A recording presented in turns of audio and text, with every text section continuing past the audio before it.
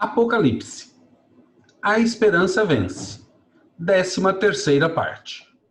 Olá, amigos e amigas. Diácono Beto Brescancin, da Arquidiocese de Maringá, para o nosso 13º encontro sobre o livro do Apocalipse.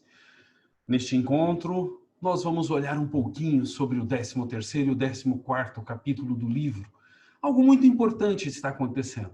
Devagar, o império está perdendo força e Deus está tomando o seu lugar. E isso é muito bacana. Mas antes de começarmos, eu gostaria de falar que estudar a Bíblia é algo que nós temos que fazer devagar. Quando você pega o seu livro da Bíblia, sabe, e você começa a fazer o estudo da sua Bíblia, não é algo que vai acontecer de um momento para o outro. Demora um pouco. Por isso que quando a gente estuda o livro do Apocalipse, a gente faz uma leitura, depois a gente faz uma outra leitura e explica novamente aquilo lá. Praticamente 3 leituras do livro.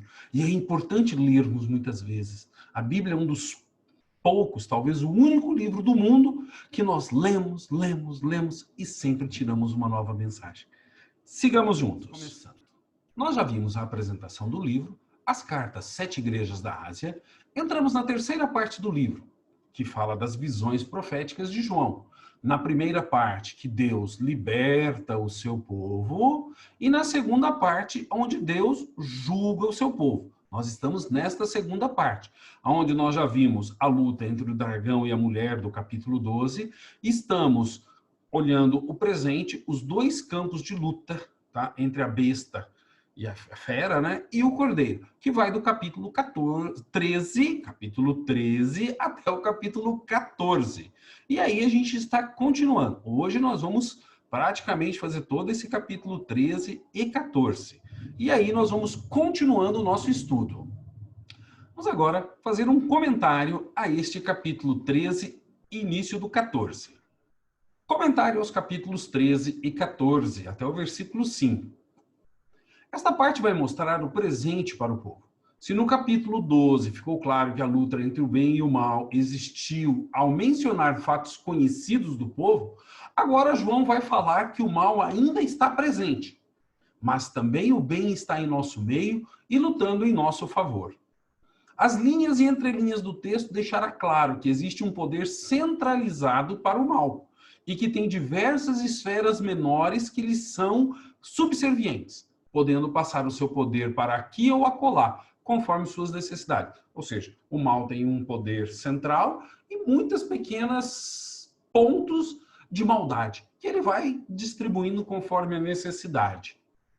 A luta que ocorria nos céus agora vem para a terra. Saiu do céu e veio para a terra, onde o dragão, por tempo limitado, vai atormentar os que se mantêm fiéis a Deus.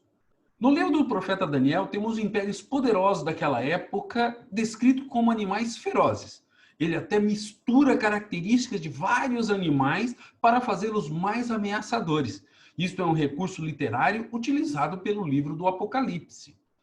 Agora, nós vamos fazer a leitura da primeira parte do capítulo 13. Capítulo 13. Esse pedacinho aqui ainda é do capítulo 12, o último versículo do capítulo 12. Coloquei-me depois sobre a praia do mar. Vi então uma besta que subia do mar. Tinha 10 chifres e 7 cabeças. Sobre os chifres havia 10 diademas, e sobre as cabeças um nome blasfemo. A besta que eu vi parecia uma pantera. Seus pés, contudo, eram como os pés de um urso e sua boca como a mandíbula de um leão. E o dragão lhe entregou seu poder, seu trono e uma grande autoridade. Uma de suas cabeças parecia mortalmente ferida, mas a ferida mortal foi curada. Cheia de admiração, a terra inteira seguiu a besta. E adorou o dragão por ter entregue a autoridade à besta. E adorou a besta, dizendo: quem é comparável à besta? E quem pode lutar contra ela? Foi-lhe dado uma boca para proferir palavras insolentes e blasfêmias, e também poder para agir durante 42 meses. Ele abriu sua boca em blasfêmia contra Deus, blasfemando contra seu nome, sua tenda e os que habitam no céu. Deram-lhe permissão para guerrear contra os santos e vencê-lo, e foi-lhe dada autoridade sobre toda tribo, povo, língua e nação. Adoraram-no, então, todos os habitantes da terra, cujo nome está escrito desde a fundação do mundo no livro da vida do Cordeiro imolado. E se alguém tem ouvidos, ouça. Se alguém está destinado à prisão, irá para a prisão. Se alguém deve morrer pela espada, é preciso que morra pela espada. Nisso repousa a perseverança e a fé dos santos. Agora, vamos explicar esta parte. Versículo 18 do capítulo 12. Coloquei-me depois sobre a praia do mar. Sobre a praia, o deslocamento do céu para a terra. Se antes João estava tendo visões do céu, agora ele veio para a terra. Coloquei-me sobre a praia do mar, na terra. Mar, caos primitivo e lugar de morada do mal. João não foi para perto dos bonzinhos, não. Ele foi para onde a luta deveria acontecer. Versículo 1, agora já do capítulo 13. Vi então uma besta que subia do mar. Tinha 10 chifres e 7 cabeças. Sobre os chifres havia 10 diademas. E sobre as cabeças um nome blasfemo. Besta, imperador romano, símbolo do mal. Mistura de pantera, leão e urso, como nas visões de Daniel, lá no capítulo 7, versículo de 4 a 6. Tinha 10 chifres e 7 cabeças. Tinha muito poder para fazer o mal. Versículo 2. A besta que eu vi parecia uma pantera. Seus pés, contudo, eram como os pés de um urso e sua boca como a mandíbula de um leão. E o dragão lhe entregou seu poder, seu trono e uma grande autoridade. Dragão, o Império Romano e sua estrutura que gera morte, sempre tendo como líder um imperador, a besta. Lhe entregou seu poder, seu trono e uma grande autoridade. A realidade é exposta aos cristãos, falando que virão coisas ruins pela frente. O livro do Apocalipse nunca deixa de falar dos perigos de ser cristão, bem como das recompensas aos que se mantiverem fiéis. Versículo 3. Uma de suas cabeças parecia mortalmente ferido, mas a ferida mortal foi curada. Cheia de admiração, a terra inteira seguiu a besta. Parecia mortalmente ferido, mas não estava morto, ainda poderia fazer o mal. Versículo 4. E adorou o dragão por ter entregue a autoridade à besta. E adorou a besta, dizendo: quem é comparável à besta e quem pode lutar contra ela? Adorou o dragão, o sistema que ele representa, com o poder de matar para obter luxo e riqueza. Uma coisa é o dragão, outra é a besta. O dragão é o sistema do Império Romano. E a besta é o imperador que está naquele momento, um sucedendo o outro. Quem é comparável à besta? O imperador é o homem mais poderoso. Versículo 5. Foi-lhe dado uma boca para proferir palavras insolentes e blasfêmia, e também para poder agir durante 42 meses. Boca para proferir palavras insolentes. Não apenas palavras, mas também ações e más. Agir durante 42 meses. 3,5 anos, metade de 7, limitado e imperfeito. João usa de expressões assim para falar da finitude e limitação. Versículo 6. Ele abriu então sua boca em blasfêmia contra Deus, blasfemando contra seu nome, sua tenda e os que habitam no céu. Abriu então sua boca em blasfêmia contra Deus. Falar e fazer o mal contra as pequenas comunidades cristãs que tinham um modo de vida diferente do imposto pelo Império Romano. O Império queria de um jeito, eles viviam do outro. Então, eles abriam a boca para fazer mal contra as comunidades cristãs. Versículo 7. Deram-lhe permissão para guerrear contra os santos e vencê-lo.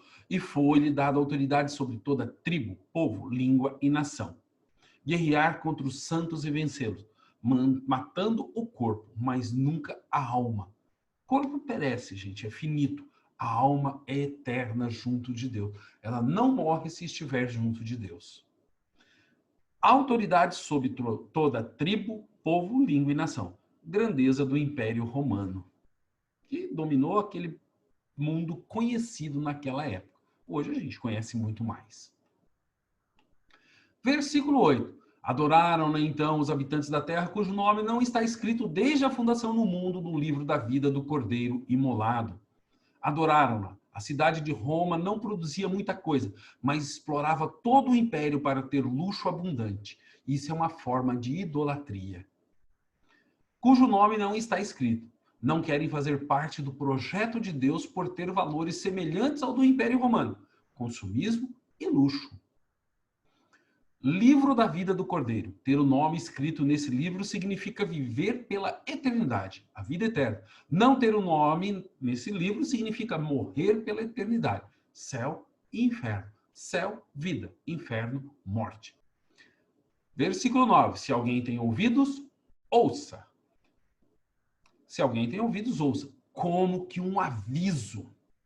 E no versículo 10, se alguém está destinado à prisão, irá para a prisão. Se alguém deve morrer pela espada, é preciso que morra pela espada. Nisto repousa a perseverança e a fé dos santos. Todo o versículo 10. Ele mostra que os perigos não são retirados da vida dos cristãos, mas que temos que enfrentá-los em nome da fé em Cristo ressuscitado. Tem muita gente hoje que vive assim, é lindo, é maravilhoso falar de Jesus, porque não tem nenhum compromisso com um projeto de justiça. Falam, mas não vivem esse projeto no dia a dia. Se alguém está destinado à prisão, irá para a prisão. Não fugiremos da prisão em nome da fé. Morrer pela espada. É preciso que morra pela espada. Não fugir da morte. Então, não foge da prisão, não foge da morte. E nisso repousa a perseverança e a fé do santo. Ou seja, a nossa perseverança, ou seja, a nossa continuidade nas boas ações. E toda a nossa fé fala que nós não vamos fugir dos perigos de anunciar o Cristo, de testemunhar o Cristo. Tá? Mas nos manteremos perseverantes por causa da promessa da vida eterna. Agora a gente entra no segundo bloco desse 13º capítulo. O primeiro bloco foi no capítulo 12, no último versículo, até o 13, de 1 a 10. Agora nós vamos do versículo 11 até o 18. Comentário do capítulo 13, versículo de 11 a 18. Estes versículos não fazem menção apenas à perseguição, mas ao sistema de propaganda do Império Romano, com sua pressão econômica e ideológica sobre o povo. Esta propaganda era tão forte que o povo acabava por aceitar que, se houvesse qualquer demonstração de descontentamento, os deuses iriam puni-los severamente. Quem tinha dinheiro não iria afrontar o sistema e poderia consumir o que o império oferecia. Quem não tinha precisava se conformar, como se tudo fosse planejado pelos deuses e nada pudesse ser mudado. As pequenas comunidades cristãs procuravam viver fora dos valores do Império Romano, norteando-se pelos valores do Evangelho de Jesus, apóstolos e sucessores. Isso causava problemas e inveja. Muitos poderosos romanos não entendiam como alguém poderia ser feliz ajudando os mais fracos, pregando a humildade e pequenez, falando de perdão e amor. Era muito para suas cabeças ideologizadas. Agora, nós vamos para a leitura desta parte na Bíblia. 3. O falso profeta a serviço da besta. Vi depois outra besta sair da terra. Tinha 2 chifres como um cordeiro, mas falava como um dragão. Toda a autoridade da primeira besta, ela a exerce diante desta. E ela fez com que a terra e seus habitantes adorem a primeira besta, cuja ferida mortal tinha sido curada. Ela opera grandes maravilhas, até mesmo a de fazer descer fogo do céu sobre a terra, à vista dos homens. Graças às maravilhas que lhe foi concedido realizar em presença da besta. Ela seduz os habitantes da terra, incitando-os a fazerem uma imagem em honra à besta que tinha sido ferida pela espada, mas voltou à vida. Foi-lhe dado até mesmo infundir espírito à imagem da besta, de modo que a imagem pudesse falar e fazer com que morressem todos os que não adorassem a imagem da besta. Faz também com que todos, pequenos e grandes, ricos e pobres, livres e escravos, recebam uma marca na mão direita ou na fronte, para que ninguém possa comprar ou vender se não tiver a marca, o nome da besta e o número do seu nome. Aqui é preciso discernimento. Quem é inteligente calcula o número da besta, pois é o número de homem. Seu número é 666. Agora, vamos explicar esses versículos que acabamos de ver. Versículo 11. Vi depois outra besta sair da terra. Tinha 2 chifres como um cordeiro, mas falava como um dragão. Outra besta sair da terra. A primeira besta é identificada como Nero e a segunda como Domiciano, que se dizia encarnação de Nero. 2 chifres como um cordeiro, falava como um dragão. Inofensivo como um cordeiro, mas ao falar agressivo como a imagem que o dragão nos transmite. Versículo 12. Toda a autoridade da besta ele a exerce diante desta. E ela faz com que a terra e seus habitantes adorem a besta, cuja ferida mortal tinha sido curada. Explicação do versículo 12. Domiciano fez o povo prestar culto a Nero, que sofreu uma tentativa de assassinato, mas saiu fortalecido politicamente. Versículo 13. Ela opera grandes maravilhas, até a de fazer descer fogo do céu sobre a terra à vista dos homens. Descer fogo do céu. Possível alusão aos fogos de artifício, que impressionava. Versículo 14, graças às maravilhas que foi concedido realizar em presença da besta. Ela seduz os habitantes da terra, incitando-os a fazerem uma imagem em honra da besta que tinha sido oferecido pela espada, mas voltou à vida. Seduz os habitantes da terra. O falso profeta que propaga o culto ao imperador. Todo sistema político precisa de um sistema ideológico para o legitimar. Então, o Império Romano tinha isso daí. Como nós hoje temos também na nossa sociedade, os nossos tantas formas da gente ler a sociedade que estão bem longe dos princípios evangélicos. Versículo 15. Foi-lhe dado até mesmo infundir espírito à imagem da besta, de modo que a imagem pudesse falar e fazer com que morresse todos os que não adorassem a imagem da besta. Infundir espírito à imagem da besta. Esperteza humana é grande. Possível alusão a uma estátua oca com alguém dentro, que emitia sons e soltava gases venenosos. Atualmente isso é feito com os recursos tecnológicos. Não preciso nem explicar muito, né, gente? Versículo 16. Faz também com que todos, pequenos e grandes, ricos e pobres, livres e escravos, recebam uma marca na mão direita ou na fronte. Faz também com que todos. Um sistema ideológico é preparado de forma a que todos aceitem o que pregam como verdade. Os ricos para se beneficiarem e os pobres para se submeterem e se conformarem. Marca na mão direita ou na fronte. O Império Romano era um império de consumo. E não ter a marca significa não ter dinheiro para consumir ou rejeitar seus valores. Versículo 17. Para que ninguém possa comprar ou vender se não tiver a marca, o nome da besta ou o número de seu nome. Versículo 17. Os excluídos não compram por falta de dinheiro, mas podem ou não aceitar os valores ideológicos. Quantas pessoas que são pobres, mas pensam como rico, tem cabeça de rico, mas na hora que abre a carteira, Jesus é o estranho. Agora nós vamos dar uma atenção especial a este versículo, que fala sobre o número 666. Sigamos. Tanto se fala desse versículo que vamos dar atenção especial a ele. Poucos versículos bíblicos tiveram tanta especulação e interpretações erradas na história. Nos versículos anteriores, estamos vendo sobre a primeira e a segunda besta, que se diz igual à primeira. E João propõe como que uma adivinhação. E somente quem tem discernimento e inteligência vai conseguir. Mas já deu muitas pistas sobre a quem se refere este número. Inclusive que o número é de um homem. Versículo 18. Aqui é preciso discernimento. Quem é inteligente, calcule o número da besta, pois é o número de um homem. Seu número é 666. O número indica imperfeição e mentira, pois não é a perfeição do 7. Quando repetido 3 vezes, 666 ou 666, quer se referir à imperfeição total. Da mesma forma que repetir santo, santo, santo, como em Isaías 6:3, significa santidade completa. Os cristãos liam o nome de Kaiser Neron, Imperador Nero, que somado dava o número 666, que provém da soma das consoantes hebraicas. Aí a gente olha aqui todas as consoantes, que era lido do contra, nesse sentido. Tá? Kaiser Neron, que é o quê? 100, 60, 250, 200, 650. Use em verbo conforme é escrito. Ou César, um deus grego, que também dá 666. Temos boas explicações na internet sobre o verdadeiro significado, mas também temos explicações horríveis. Já se ouviu e falou muita bobagem.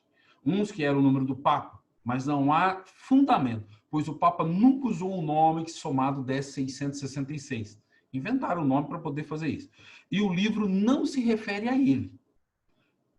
Outros que eram o código de barras, mas isso é fruto de leitura punitiva e ao pé da letra, que procura resposta onde elas não estão. As comunidades sabiam que a besta era um imperador. Por isso, João fala que é preciso discernimento e inteligência. Terminamos assim o capítulo 13. Agora nós vamos olhar os 5 primeiros versículos do capítulo 14. Nós já vimos toda essa parte. Estamos aqui, onde a gente olhou agora, tá? A besta contra o cordeiro aqui. Nós já vimos todo o capítulo 13 e agora nós vamos olhar esse capítulo 14, versículos de 1 a 5. Essa parte aqui, ó. Nós vamos olhar agora, que é o quê? Os companheiros do cordeiro, as comunidades. E aí estamos caminhando para poder entender melhor o livro do Apocalipse. Capítulo 14. Os resgatados do cordeiro.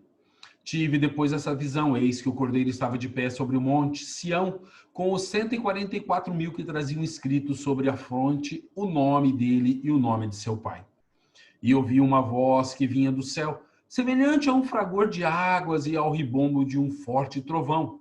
A voz que eu ouvi era como o som de citarristas tocando suas cítaras. Cantavam um cântico novo diante do trono, dos 4 seres vivos e dos anciãos. Ninguém podia aprender o cântico, exceto os 144.000 que foram resgatados da terra. Estes são os que não se contaminaram com mulheres. São virgens.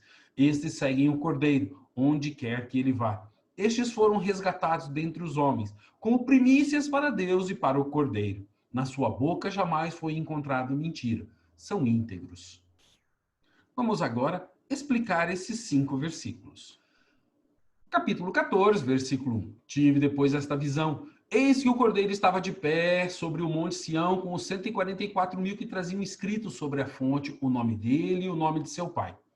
Esta visão, outra visão, e desta vez suave, olhando para o futuro, para a vitória definitiva. O cordeiro estava de pé sobre o monte Sião com os 144.000, que significa todos, sem exceção, que estão salvos. 12 vezes 12 vezes 1.000. 12 do Antigo Testamento, 12 do Novo Testamento, vezes 1.000, que é um número muito, muito, muito grande.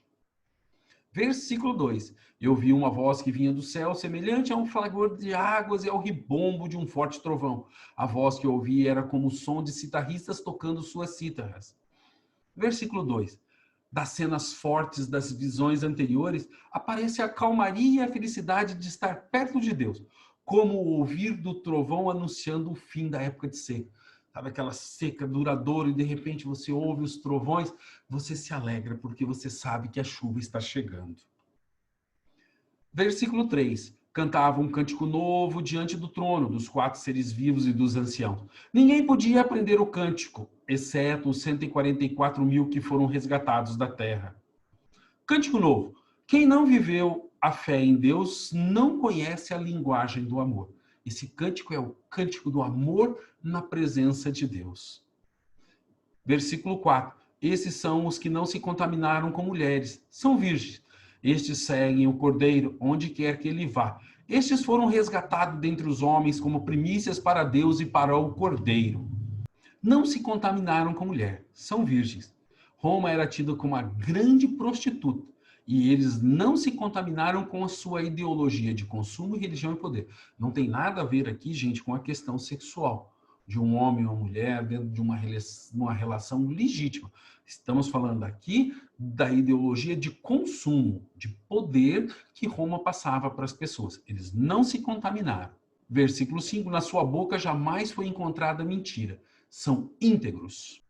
Versículo 5, ao contrário do 666, que significa mentira e imperfeição, esses são íntegros, muito perto do 777, tá? Que é o santo, santo, santo. Eles estão se aproximando cada vez mais de Deus. E assim nós terminamos esse nosso 13º encontro. Que bacana, gente. Nós já vimos que em um determinado momento parecia que o Império Romano, a besta, o dragão, estava ganhando. E agora eles começaram a perder devagarinho, tá? E no próximo vídeo aula, a gente vai ver como que esse império sucumbe mais um pouco. A derrota não é de uma vez, mas é aos poucos. Deus vai vencendo e dando oportunidade para que as pessoas que estão lá se convertam, mas muitas não vão querer. Sigamos juntos.